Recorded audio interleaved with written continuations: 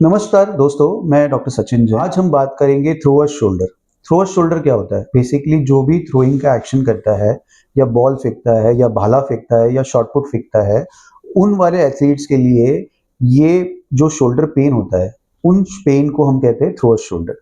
अब बेसिकली जो हमारा भाला फेंक का जो भी पोजीशन होता है, उसमें हम क्या करते हैं कि पूरे कंधे को पीछे ले जाते हैं और पूरी ताकत से इसको बाहर फेंकते हैं। जब हम ये करते हैं तो इस फेज को हम बोलते हैं कॉकिंग फेज। ये जो फेज होता है कि जिस फेज में हमने कंधे को पूरा पीछे ले लिया और जब जर्क लेते हैं तो कंधे के जो भी मसल होते हैं या जो शोल्डर होता है वो पूरा का पूरा प्रेशर पीछे खींचता है, और जब वो पीछे खींचता है तब आपके ये शोल्डर है, इस शोल्डर के जो पीछे वाले मसल्स होते हैं और जो मांसपेशियां होती है और जो लिगामेंट्स होते हैं उस पर इतना ज्यादा प्रेशर होता है कि वो पेन में तब्दील हो जाता है।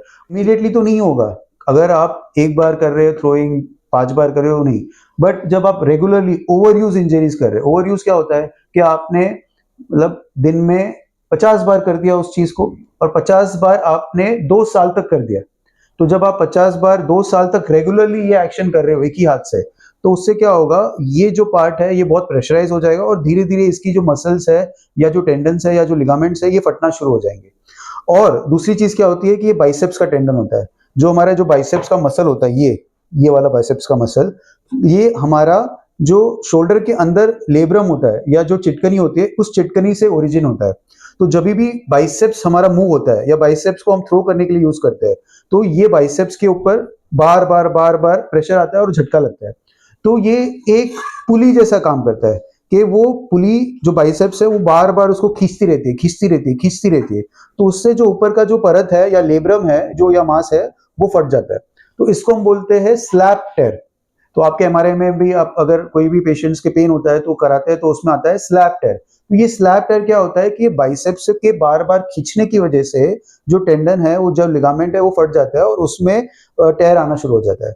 अब टेयर कैसे होता है कि अगर हम मान के चले कि आपका ए बाइसेप्स यहाँ से आ रहा है और आपका मांसपेशी थोड़ा सा फट गया है ना, हल्का सा फट गया, तो इनिशियली 1 महीने 2 महीने बाद में पेशेंट का तो थोड़ा सा फटा होगा, तो वो हर बारी पेन नहीं होगा पर कभी कभी पेन आना शुरू हो जाएगा। बट जब वो रेगुलरली वही चीज करता रहेगा, जैसे ये पेपर फटा है, अगर मैं पेपर को धीरे धीरे दोनों साइड से खींचना शुरू करूं तो ये ज्यादा फट गया। सेम चीज जहां से नहीं फटा है उसको खींचूंगा तो कुछ नहीं फटेगा, बट यही चीज अगर थोड़ी फटी है और उसको मैं बार बार खींचता रहूंगा तो क्या होगा, ये ज्यादा फट जाएगा। तो सेम चीज वही हमारे टिश्यूज के साथ होती है। क्या होता है कि मांस थोड़ा सा फटा है, थोड़ा सा जब फटा है तो बाइसेप्स बार बार खींचता रहता है, बार बार खींचता रहता है और उसके बाद में वो धीरे धीरे करके पूरा फट जाता है। तो ऐसे केसेस में हम जब एमआरआई कराते हैं, एमआरआई में स्लैप टेयर आता है और स्लैप टेयर को ग्रेड्स होते हैं कि वही थोड़ा फटा है, थोड़ा ज्यादा फटा है या कंप्लीट टेयर है। अगर थोड़ा फटा है, मामूली सा फटा है, उसको माइल्ड या मॉडरेट टेयर बोलते हैं। तो उसको रेस्ट दे दिया, कुछ दवाइयां ले ली, उससे क्या होगा कि ओवर पीरियड ऑफ टाइम वो अपने आप हील हो जाएगा और पेशेंट वापस अपना खिलना शुरू हो जाएगा। तो ओवर यूज को हमको अंडर यूज करना है। ओवर यूज कर लिया तो उसको अंडर यूज कर लिया तो हील हो गया, अपने आप चला गया। बट जब वो मांस पूरा फट गया, कंप्लीट टेयर हो गया, तब तो क्या है कि वो हमारे हाथ से बाहर चला गया। तो ऐसे केसेस में हम अगर उसको रेस्ट भी देंगे पर वो जब भी थ्रो करेगा तो वो मांस जब पूरा फटा है वो और फटते ही जाएगा, वो रुकेगा नहीं। तो ऐसे केसेस में हम दूरबीन डालते हैं कंधे के अंदर और दूरबीन से उस मांस को एंकर से अपनी जगह पे रख देते हैं और उसको हील होने का टाइम देते हैं। 2 महीने में जब वो हील हो जाता है और रिहेबिलिटेशन के बाद में पेशेंट अपने वापस से एक्टिव थ्रोइंग एक्शन में 3 महीने में वापस आ जाता है। तो ये थ्रोअर शोल्डर के बारे में आपको मैंने जानकारी दी है। अगर आपको कोई भी शोल्डर के रिलेटेड इश्यूज हो या आप एथलीट हो और आप कंधे के दर्द से परेशान हो रहे हैं, तो क्या होगा कि आप अपने बेस्ट नहीं दे पाओगे। आप अपना जो है बेस्ट, जो भी टाइमिंग है या जो भी आपका डिस्टेंस है वो कवर नहीं कर पाओगे। फॉर एग्जाम्पल अगर मैं जैवलिन कर रहा हूँ तो अगर आप स्टेट लेवल पे और आप नेशनल के लिए जाना चाहते हो और आप थ्रो कर रहे हो और आपको पेन है, तो आप डेफिनेटली उस लेवल तक पहुंच ही नहीं पाओगे अगर आप पेन में हो तो इसीलिए आपको उस चीज को उसी टाइम पे ठीक कराना होगा और आगे ठीक होने के बाद आप अपना बेस्ट दे पाओगे।